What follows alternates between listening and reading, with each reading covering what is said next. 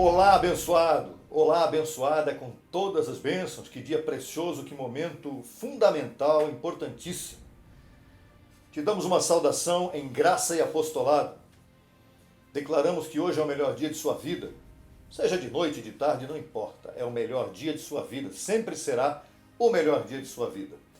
E aqui estamos para a ministração de mais um vídeo de estudo com a apostila. Estudo bíblico em graça. Pura graça e nada mais do que isso. E neste instante, nós vamos apresentar para você um tema fundamental para este momento em que nós estamos vivendo. É um tema cujo título é A Manifestação de Cristo e Seus Cristos. Eu vou ler aqui uma introdução bem importante para você, não quero perder nenhum detalhe. Tem havido uma tentativa de negar a doutrina do regresso visível de Cristo à Terra por parte de seitas que se manifestaram nestes últimos tempos através de pregadores que se dizem estar em graça. Tais pregadores negam não somente a manifestação do Cristo glorificado à Terra, nesta etapa mundial, como negam também o próprio Evangelho da Graça e seu autor e arquiteto. Quem é o autor e arquiteto do Evangelho da Graça? O apóstolo Paulo. Nosso propósito neste estudo é destapar esses pregadores e seus falsos ensinos. Mas não apenas isso, mas é dar a oportunidade para que os seus seguidores, os seguidores destas seitas que se dizem em graça, possam ter os olhos do seu entendimento iluminados e se converterem ao verdadeiro Evangelho de Cristo, que é o Evangelho da Graça. Muito bem, vamos para o primeiro texto desse estudo importante. Está em Colossenses, capítulo 3, versos 3 e 4. Diz assim: Porque morrestes, e vossa vida está escondida com Cristo em Deus. Lembra-se deste texto que nós lemos no vídeo passado? Ele é um outro foco deste mesmo texto. Naquele texto passado, que é o mesmo deste, nós enfocamos uma outra parte do Evangelho da Graça. Mas agora, nós estaremos focando a continuação deste texto precioso. Veja que importante que é. Porque morrestes, e vossa vida está escondida com Cristo em Deus. Quando Cristo, vossa vida, se manifestar, então vós também sereis manifestados com Ele em glória. Olha que interessante, aqui vamos agora neste instante compartilhar o significado da palavra manifestar. O que quer dizer manifestar? Significa tornar público, expor, demonstrar, exteriorizar. Ou seja, a manifestação a qual Paulo se refere do Cristo ressuscitado, olha que interessante isso. Ele vai aparecer publicamente, sim, publicamente, e não só ele. Nós também seremos manifestados com ele. Ou seja, a palavra manifestar significa aparecer. Aparecer. Aparecer para que todos o vejam. Agora, como é que vai ser isso? Não sei. Com que corpo virá? Corpo glorificado. Não sei. Não vou além do que está escrito. É um corpo glorificado. Ah, que cara vai ter? Não interessa. O que interessa é que ele vai se manifestar, vai aparecer. E aqui há uma nota para você. Ninguém se manifesta de forma invisível, né? Paulo não está falando de Jesus de Nazaré. Não, também não. Está falando do advento, do regresso, do Cristo ressuscitado com os eleitos. Veja. Não existe a possibilidade de alguém se manifestar e ninguém ver. A manifestação é sinônimo de publicação, de aparição pública. É bem importante que se entenda isso. Veja o que Paulo diz também aos Tessalonicenses. Primeira carta de Paulo aos Tessalonicenses, capítulo 1, versos 6 a 10. Porque é justo diante de Deus pagar com tribulação aos que vos atribulam, e a vós que sois atribulados, dar-vos repouso conosco. Veja de novo agora a palavra manifestar aqui. quando se manifestar o Senhor Jesus desde o céu com os anjos de seu poder, em chama de fogo, para dar retribuição aos que não conheceram a Deus, nem obedeceram ao Evangelho de nosso Senhor Jesus Cristo, Evangelho da graça, os quais sofrerão pena de eterna perdição, excluídos da presença do Senhor e da glória do seu poder. Perdição significa esquecimento, não sofrimento. Quando vier naquele dia para ser glorificado em seus santos e ser admirado em todos os que creram, porquanto nosso testemunho foi crido entre vós. Mais uma vez aqui, a evidência num texto bíblico do apóstolo Paulo no Evangelho da Graça, dizendo que o Senhor vai se manifestar desde o céu com os anjos do seu poder. Ou seja, a vinda dele será visível aos olhos humanos. Ah, mas com que corpo vem? Volto a repetir, não sei. Deus sabe, mas que ele virá em manifestação, com aparição, ele virá. Todos o veremos. Isso é tremendo, abençoado. Não tem como fugir desta realidade. E a continuação do texto diz que ele será admirado. O que é admirado? Admirado. Será algo perplexo, vai deixar o mundo perplexo. Não é possível também admirar alguém que está invisível. É outra nota que eu deixo para você. Não dá para vir manifestando-se de forma invisível e não é possível admirar alguém que está invisível. Só se pode admirar alguém visível e não invisível. Agora a pergunta é, porque certamente os pregadores dessas seitas de graça por aí, eles sempre colocam, para que Jesus vai voltar? Qual é a finalidade dessa volta de Jesus em glória? Ele já está em nossa mente. Ele já voltou, sim, ele está em nossa mente. É verdade, ele está em nossa mente. Mas qual a finalidade da vinda gloriosa do Senhor com os seus santos? Veja o que o apóstolo Paulo, eu sempre uso Paulo. Eu não vou lá em Mateus, não vou lá para Daniel, para Apocalipse agora. Não. Paulo é o fundamento da graça. Veja o que o apóstolo Paulo afirma na carta aos Romanos. Romanos 8, 19 a 25. Vamos lá. Porque o anelo ardente da criação, quando se fala criação, se fala tudo que está na natureza.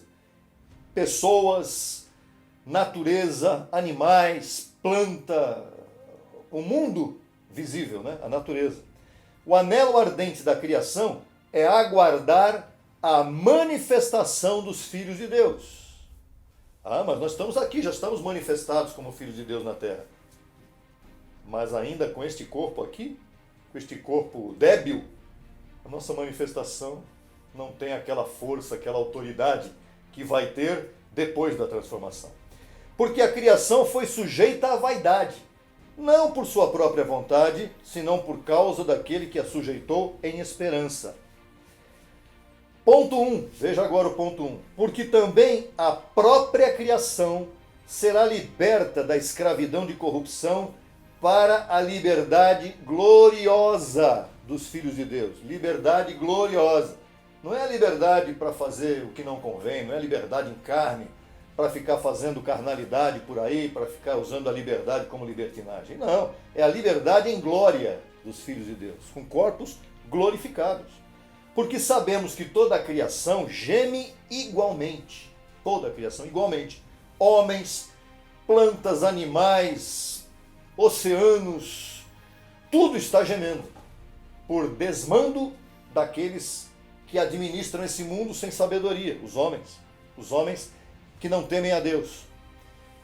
Porque sabemos que toda a criação geme igualmente e está igualmente com dores de parto até agora, e não só ela, não só a criação, senão também nós mesmos, os filhos de Deus, que temos as primícias do Espírito. O que significam as primícias do Espírito? Aqueles que primeiro seremos transformados. E por que nós seremos transformados primeiro do que os demais? Porque nós que temos a mente de Cristo ativada, estamos governando, este mundo, a nossa vida com graça e apostolado, nós somos primícias, somos os primeiros, a primeira leva desta grande transformação. Somos a vitrine para o mundo. Aí os demais, por que não serão transformados agora? Porque são religiosos, são pessoas que estão com filosofias humanas, são pessoas que não estão submetidas em obediência ao Evangelho da Graça. Então entenda bem, nós somos as primícias. Que privilégio, mas que arrogância. Não é arrogância, é entendimento mesmo, é privilégio.